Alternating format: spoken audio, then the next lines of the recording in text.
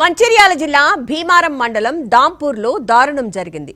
కూతురు కులాంతర వివాహం చేసుకుందన్న కోపంతో రగిలిపోయిన అమ్మాయి తండ్రి, కుటుంబ సభ్యులు అబ్బాయి ఇంటిపై దాడి చేశారు.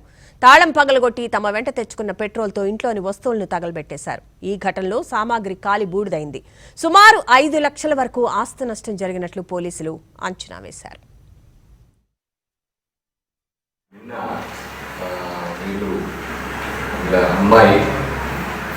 చెరుకు అంజలి సులేమాన్ అనే వ్యక్తిని, జగనంపల్లి సులేమాన్ అనే వ్యక్తిని చెరుకు అంజలి లవ్ మ్యారేజ్ చేసుకొని పోలీస్ స్టేషన్ నుంచి సరెండర్ అవ్వడం జరిగింది. సరెండర్ అయిన క్రమంలో వీళ్ళు ఎస్ఐ గారు కౌన్సిలింగ్ చేసి వాళ్ళ పెద్దల్ని అందరినీ కూడా తల్లిదండ్రులు పిలిపించి, పేరెంట్స్ని పిలిపించి కౌన్సిలింగ్ చేయడం జరిగింది. ఇద్దరు మేజర్స్ కాబట్టి వాళ్ళ ఇష్టానుసారంగా మేము సపరేట్గా జీవిస్తామని చెప్తే ఆ కార్యక్రమాన్ని అంతా కూడా ఎస్ఐ గారు ప్రాపర్ కౌన్సిలింగ్ చేసి వాళ్ళని పంపించడం జరిగింది.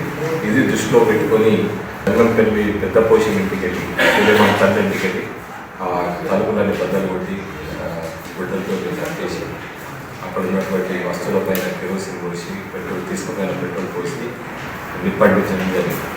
ఆ నింపండించడంలో భాగంగా సుమారు ఆ ఇంటికి